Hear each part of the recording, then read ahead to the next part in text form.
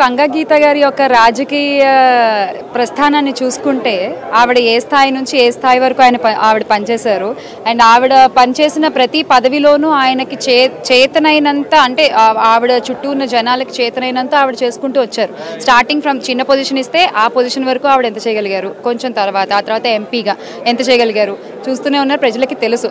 మరి ఇలాంటి ఒక స్ట్రాంగ్ క్యాండిడేట్ని కొట్టాలి అంటే మరి ఆ మాత్రం సపోర్ట్ అవసరం. జబర్దస్త్ టీం అంతా కూడా ఇక్కడ ప్రచారం చేస్తారు. కేవలం పవన్ కళ్యాణ్ అంత ఇమేజ్ ఉన్న వ్యక్తి అయితే జబర్దస్త్ టీం పనిచేయాల్సిన అవసరం ఏంటి? వాళ్ళు పనిచేస్తున్నారు అంటే మరి ఇంకా రకరకాల కారణాలు ఉంటాయండి, రకరకాల ప్రెషర్స్ ఉండొచ్చు, రకరకాల కారణాలు ఉండొచ్చు. కానీ ఒక్క విషయం ఏంటంటే నేనైతే ఖచ్చితంగా చెప్పాలనుకుంటున్నాను, పిఠాపురంలో వంగ గీత గారి గెలుపు ఆల్రెడీ ఖాయం అయిపోయింది ఎప్పుడో. ఇది కేవలం ఇప్పుడు నేను ఇవాళ ప్రచారంలో జాయిన్ అవ్వడానికి కానీ ఆర్ ఇప్పుడు మళ్ళీ వచ్చేవాడిని కలవడానికి కానీ ఇంకొంచెం ప్రయత్నం ఏమిటంటే ఒక భారీ మెజారిటీ కోసం అంతే. ఎందుకంటే గెలిచేది మాత్రం ఆవిడే. ఒకటే విషయం నేను చెప్తున్నాను, అంటే మనం 2 రోజులుగా జరుగుతున్నటువంటి ఒక సంఘటనలు కనుక చూసుకుంటూ ఉన్నట్లయితే, కూటమి అన్నారు, మేనిఫెస్టో రిలీజ్ చేశారు, కానీ దాంట్లో బీజేపీ పెద్దన్న ఆయన ఫోటో లేదు, మాకు ఎటువంటి సంబంధం లేదు అని వాళ్ళు చెప్పడం జరిగింది. సో అక్కడే ఒక మైనస్. ఆ తర్వాత ఇవాళ ఒక న్యూస్ పేపర్ కనుక చూసుకున్నట్లయితే అందులో కేవలం ఒకళ్ళ ఫోటోనే ఉంది, మిగతా 2 ఫోటోలో కూడా ఒక ఫోటో లేదు, అక్కడ ఇంకొకళ్ళు మైనస్. సో ఇలా మైనస్లు అవుతూ వస్తున్నాయి, అవి మనకి ప్లస్లు అవుతూ వస్తున్నాయి అంతే. మనం ఏంటంటే మన క్లారిటీతో మనం ఉన్నాము. వైఎస్ఆర్సీపీ పార్టీ కేవలం జనాల కోసమే పనిచేస్తున్నటువంటి పార్టీ, ఇది మన పార్టీ, దీనికి ఎటువంటి పార్టీలతో పొత్తులు అవసరం లేదు, ఎటువంటి పార్టీలతోని లొసుగులు అవసరం లేదు. మన ధ్యేయం ఒకటే, ప్రజలకి మంచి జరగాలి, ప్రజలకి సంక్షేమం జరగాలి. ఇవాళ ఆ కూటమి దయ వల్ల ఇంత మండు టెండలో, ఇంత ఉక్కలో పాపం పండు ముసలి వాళ్ళు బ్యాంకుల చుట్టూ తిరుగుతున్నారండి, కడుపు మండిపోతుంది చూస్తుంటే.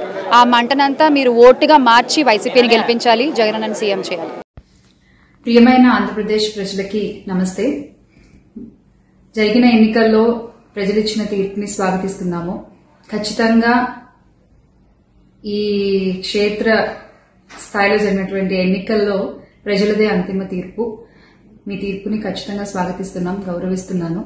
ముందుగా అఖండ విజయాన్ని మూటగట్టుకున్న కూటమికి ధన్యవాదాలు. పెద్దలు నారా చంద్రబాబు నాయుడు గారికి, అలాగే పవన్ కళ్యాణ్ గారికి, బీజేపీ సభ్యులందరికీ, పురంధరేశ్వరి గారికి, అందరికీ కూడా హార్దిక కృతజ్ఞతలు తెలియజేసుకుంటున్నాము.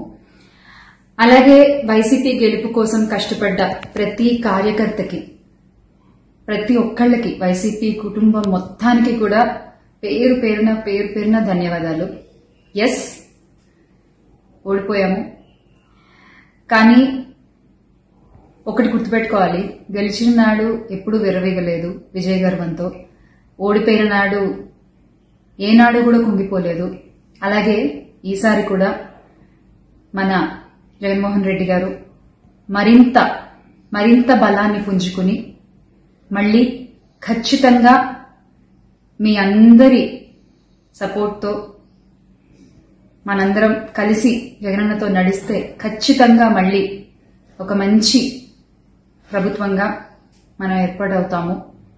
దేవుడిపై నమ్మకం ఉంచి ప్రజలకి మంచి జరగాలని కోరుకుంటూ, ఎస్, ఎప్పటికీ జగనన్నతోనే అందరం కలిసి నడుద్దాము, మంచి చేద్దాం. ఏదైనా ప్రజలకి మంచి జరగడం ముఖ్యం. ఈ 5 ఏళ్లు కూడా ఆంధ్రప్రదేశ్కి ఎంత మంచి జరగాలో అంత మంచి జరగాలని మనస్ఫూర్తిగా కోరుకుంటున్నాను. జై వైసీపీ, జై జగన్. థ్రెటనింగ్ కాల్స్ గురించి వచ్చేసరికి, ఎస్, చాలా కాల్స్ వస్తున్నాయి, చాలా బెదిరిస్తున్నారు. ఒక రకమైన భయంగానే ఉంది నాకు కూడా. కానీ ఏంటంటే ఒకటే చెప్పాలండి, నేను మీకు ఒకటి నచ్చుతుంది, నాకు ఒకటి నచ్చుతుంది, అలా అని చెప్పి మీకు నచ్చింది నాకు నచ్చిందని చెప్పి మీరు బతకడానికి వీల్లేదు అంటే ఇది చాలా అన్యాయం అన్నా, చాలా అన్యాయం. సో ప్లీజ్ దయచేసి ఏది కూడా వ్యక్తిగతంగా తీసుకోవద్దు.